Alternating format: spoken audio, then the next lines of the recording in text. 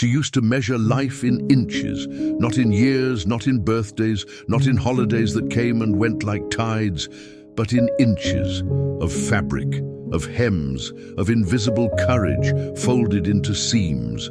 Her name was Elena Morales, and at 76 she still kept 2 thimbles in her cardigan pocket, the way her mother had once kept sugared almonds, one for work and one just in case life surprised you. Life had surprised her less and less as time went on, but she carried both thimbles anyway. Habit has a memory stronger than grief. Elena lived on the 3rd floor of an old brick building that ran warm in summer and whistled in winter. On the ground level, beside a bakery that opened at 4 each morning and a barbershop that hadn't a tea changed its window sign since 1963, sat her tiny shop, Una puntada de luz, a stitch of light. The name had been her late husband's idea. "Because you always find the light in the tear," he'd said, winking, back when he still had the kind of laugh that filled rooms. He was gone now. 10 years. Cancer, then silence, then 10 years of counting the differences between being alone and being lonely. She patched wedding dresses on Monday and uniforms on Tuesday. On Wednesdays, mothers came with skirts that needed letting out and in again, because bodies and lives never stopped changing. Thursday belonged to shirts that asked to be less scratchy. Friday, jackets that wanted a second chance. Saturdays, prom gowns and courage. Sundays, she rested, by which Elena meant she took the bus to the water and watched the gulls quarrel over stale bread. She told herself she preferred the gulls to people because gulls did not pretend. They wanted what they wanted, loudly, unapologetically. People invented reasons. She knew she had raised a daughter through the stormy country of reasons. The daughter's name was Isabel, and the last words they had said to each other 5 years earlier were not worthy of their love. Elena had said, "You're throwing your life away with that musician." And Isabel had shot back, "At least I'm not living someone else's," and then slammed the door so hard the bell above it gave up ringing for a week. After that came months of stubborn quiet, then years. Elena stored her daughter S letters unopened in a shoebox in the closet S back corner, the box with faded strawberries, a design from another decade. She did not open them, because to open them would be to invite hope into a room that had weathered beyond decoration. Hope is beautiful. It is also expensive when you've learned to sew, the same day you learned to say please. The day everything began to change started, like miracles often do, with something simple and small. A boy came in with a torn backpack. He was maybe 12, hair like a dandelion gone to seed, ashes large and responsible. He held the backpack the way you hold a pet that might bolt. "My mom says maybe you could fix it," he said, "if it's not too much." Eleanor peered at the tear. It was not a big job, but the fabric was thin, the kind sold to people who cannot afford to wonder whether something will last. "I can fix it," she said. $2. The boy's ears flushed. "I have $1.50. "1," she said, "and you sweep my sidewalk while I sew." He nodded, relieved into a grin that reminded her of a summer she had not let herself remember in years. "Deal," he said, and ran outside. She replaced the zipper and reinforced the seam, adding a secret brace where a child's things might pull hardest. It took 6 minutes, plus 3 more to add a hidden stitch that no one would see, but that would make everything quieter and safer. The boy finished sweeping, then stood in the doorway watching her hands. "You're fast," he said. "I'm old," she countered. "Old is the long way of saying fast." He took the backpack, slipped his arm through the strap, and did that small bounce children do when they are testing whether the world still holds. "My name is Leo," he said. "If you need help carrying things sometimes, I can help. My mom works late. I can do things after school."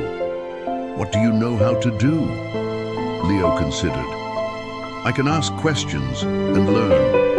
"Ah," Elena said softly. "The only skill worth having." She gave him an apple from the bowl beside her register. Go, or you'll miss your bus.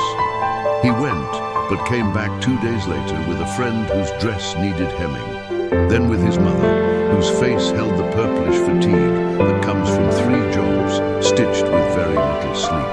Then with a teacher who wanted to know if Elena ever taught lessons. Lessons? She asked, startled. On what? Patience? Sewing, the teacher said, smiling. But patience sounds better. The first class was 4 children and a pile of fabric donated by the bakery owner, Isha's sister.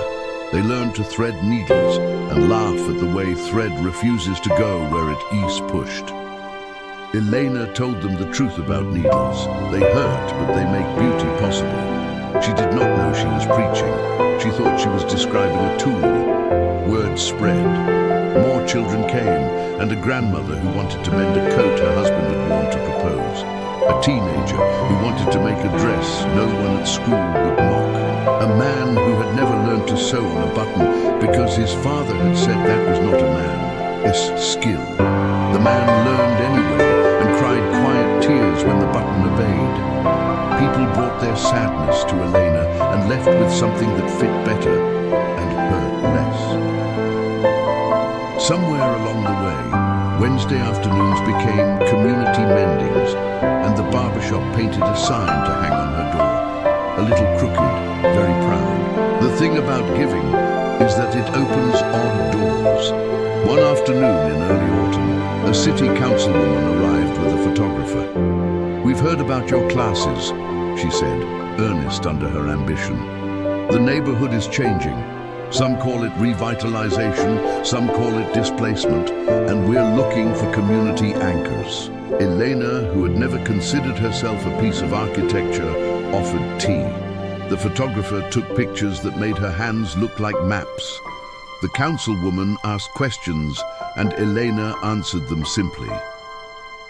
The next week, an article called "A Stitch of Light Holds a Neighborhood Together" appeared online, and strangers began to come in with a reverence reserved for churches and good breads. Some bought nothing but sat and watched and remembered their own grandmothers. Some left money for the classes. One woman paid for 10 children's supplies and wrote in a neat librarian hand, "For the things we learn late and the things we pass on early." Elena kept teaching.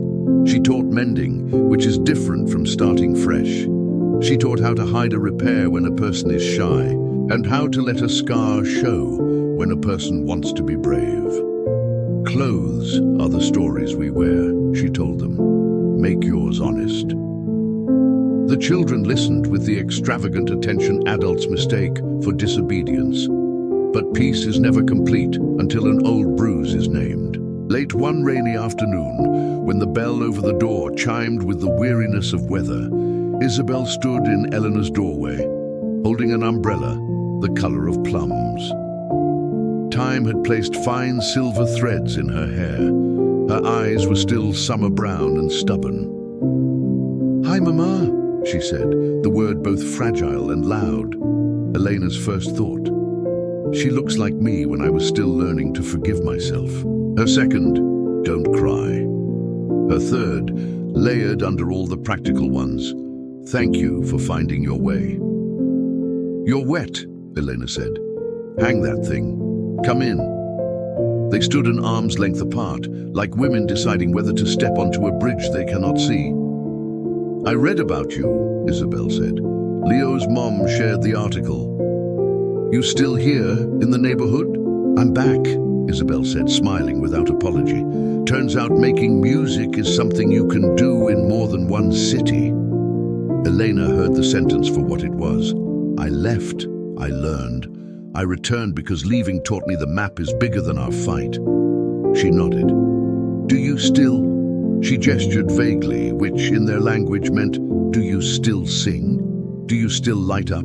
Do you still hurt the way we did when we tried to speak without kindness? I do, Isabel said, and I teach too, at the community center, songwriting on Tuesdays and Thursdays. Eleanor let herself laugh, a small, surprised sound like a bell that has found its tongue again. I teach sewing on Wednesdays. So I heard, Isabel said. They looked at each other for a long moment, and then, like a lace slowly easing into shape, Isabel stepped forward and Elena stepped toward her, and the hug was so careful it felt fierce. They talked until the bakery closed, and then they talked longer. They did not unspool every knot that night. That is not how honest fabric behaves. But they found the ends of old threads and said each other's names without practice. Isabel confessed that the musician was a chapter closed years ago, that she had left to find herself and found a life that kept needing tuning the way music does. Elena confessed that she had kept every letter but had been too afraid to open them, because hope with a weak hinge swings in storms. "Bring them," Isabel said gently. "We'll read them together when you're ready." "Next week," Elena said. "Bring tea, the good kind." When Isabel left, she turned in the doorway and said, "Mama, what does una puntada de luz feel like to you?" Elena did not need to think. Like the moment a wound decides to be a story instead. The next months moved the way seasons do when an old woman begins to like the mirror again. The classes grew. Eleanor's landlord, who could easily have raised the rent, came by one morning with a box of buttons he had kept since his mother's dress shop closed in 1979. He put the box on her counter and said, gruff with kindness, "As long as this shop is teaching kids how to fix what the world throws away, your rent stays the same." She understood that this too was a stitch of light. Isabel joined the Wednesday sessions with her guitar, playing softly while children learned to thread needles, because music helps the hands remember gentleness. Sometimes she sang in Spanish, and the children answered in other languages that made the room larger. Elena told stories of her own childhood, the war her parents fled, the first dress she ever made from her mother's curtains, the way love had worn thin in places and been mended by laughter. She did not spare herself in the telling. Pride is not a hem. It is a seam you can open when it pinches.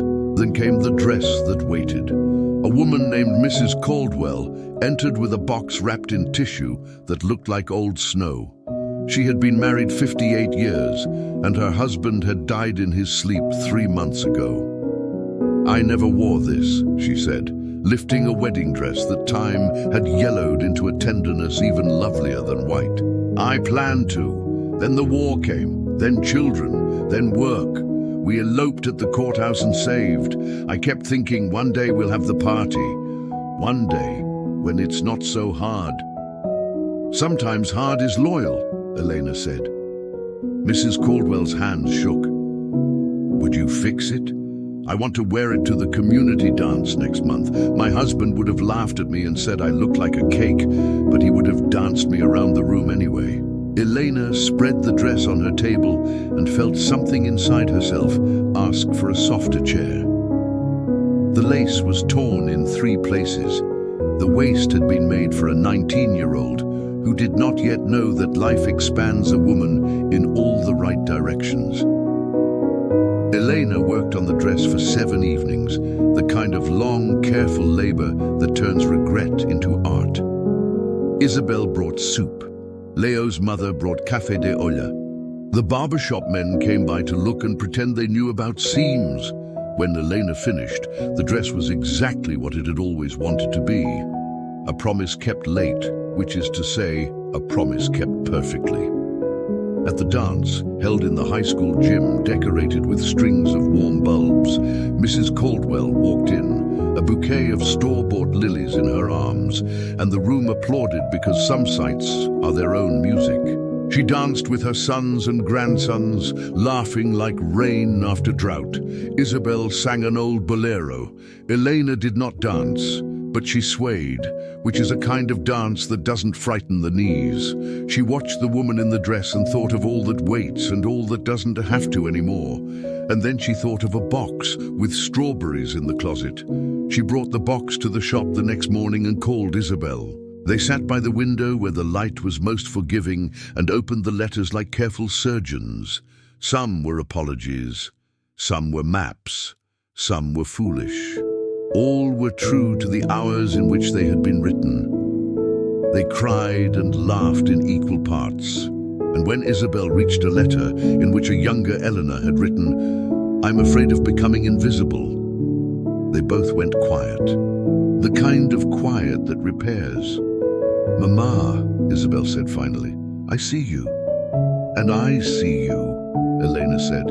"Not the child I wanted you to be, the woman you are. Which is better?" "Will you come to my class on Thursday?" Isabel asked, eyes bright. "We're writing songs about the people who sewed us together, even when we were trying to fall apart." "I will bring buttons," Elena said. "Good ones." Spring came. The gulls quarreled less, or perhaps Elena learned to hear them as conversation. She started a repair library, patterns and spare fabric, jars of thread labeled like spices. People could borrow what they needed and return it when their lives allowed. Children learned to fix their own costumes for school plays. A widower patched his late wife's quilt and slept better for the first time in months. A lawyer took a class and said, half joking, that every courtroom should require mending before argument. Elena told him judges might rule more kindly if they understood hems. The city hung a small plaque beside her door that said Community Anchor, and for once a public thing did not feel like an intrusion, but a good photograph of an honest moment. Elena stood one evening, watching the late sun catch the dust in the warm air of her shop, and realized she felt something she had not felt since she was a girl trying on a dress she had made, and finding it fit the exact person she was. The word was ease. Ease in her skin, ease in her choices, ease around her own name. On her 77th birthday, the neighborhood surprised her. The barbershop shut early, the bakery sent trays of guava pastries. The children strung bunting made of fabric triangles, each one embroidered with a word: hope, mending, courage, rest, laughter, home. Isabel brought a cake whose frosting behaved. Leo gave a small speech about the difference between fixing and making whole. Someone started music, and the room swayed again like a slow boat. Elena didn't know where to put her hands, so she put them over her heart. "I don't know how to say thank you big enough," she began, and the room quieted the way rooms do when they are ready to receive something sacred that does not require a church. "I thought getting old meant measuring smaller days, smaller dangers, smaller dreams. I was wrong. Getting old, if you let it, means measuring in truer units, not inches, not even years. It means measuring in hands held, tears shared, mistakes mended, songs learned late, and courage borrowed from children who have not yet been convinced that kindness is impractical." They clapped, and Elena held up her palms, the thimbles shining like small moons. "These are not armor," she said, laughing. "They are reminders. You can push a needle through almost anything if you are patient and if you keep your fingers safe. Today, I feel..." She paused, surprised to find the exact word ready and waiting. "I feel safe with all of you, and I feel seen. That's the whole dress, isn't it?" Later, when the shop was dim and the street hummed low with the practical music of closing time, Isabel stayed to help stack chairs. "Mama," she said softly, "there's something else." "Always," Elena said. "That's how life works." "I met someone," Isabel offered, shy again. "Not the drummer, a social worker, patient. He laughs with his shoulders." "Ah," Eleanor said, delighted. "The good kind. He wants to meet you." "Bring him to class," Elena said. "I will watch how he threads a needle." They laughed and then grew quiet, the way women do when words have done almost enough and the rest relies on breathing. Isabel's hand found Elena's and stayed there. The room smelled of thread and sugar. The window held the city like a photo you don't have to frame because it already knows how to behave. Before locking up, Elena looked at the mirror she kept by the door for last checks, a superstition from years of making sure brides did not leave with pins still hidden. She saw a small woman with silver hair tucked behind competent ears, eyes the color of walnut shells polished by time. She saw a face where grief had clearly lived, and a mouth learning finally to rest between smiles. She did not look away, because she no longer had to. She lifted her chin the way the child Elena used to, when the world seemed too large and shoes too tight. "We did well," she told her reflection. "Imperfectly, but well." Walking home, arm in arm with her daughter beneath a sky that looked sown with stars, Elena realized that the seam between who she had been and who she was becoming no longer felt like a wound. It felt like a join, a careful, strong join that lets a garment move without splitting. She thought of her husband's old line about finding light in tears. She thought of Mrs. Caldwell and the dress that finally danced. She thought of Leo and the backpack that wanted a second chance. She thought of the letters with strawberry borders and the courage it takes to open hope without bracing for disappointment. She thought of all the young hands who had learned to mend what mattered. At the corner, Isabel squeezed her hand. "Mama, are you happy?" Eleanor listened, not to the reflex answer, but to the body she had finally learned to trust. The knees a little sore from standing, the chest warm with laughter, the heart steady like good thread unknotted. "I am," she said. "I am happy in a way that doesn't need proving." At home, she placed her two thimbles on the windowsill, side by side, where the morning sun would find them. The apartment felt less like an afterthought and more like a room where a woman had chosen to live. On the table lay a length of fabric she'd been saving for no good reason beyond beauty. She cut into it without apology and began to sew herself a dress, not for a wedding, not for a funeral, not for someone else's celebration, but for Thursday afternoons and breadlines and singing while stirring soup, a dress for living inside her own life. She stitched a secret message into the hem, the way Dee taught the children to do when something needed saying but didn't need display. 4 words, small and even, the kind of words you carry like a pocket mirror.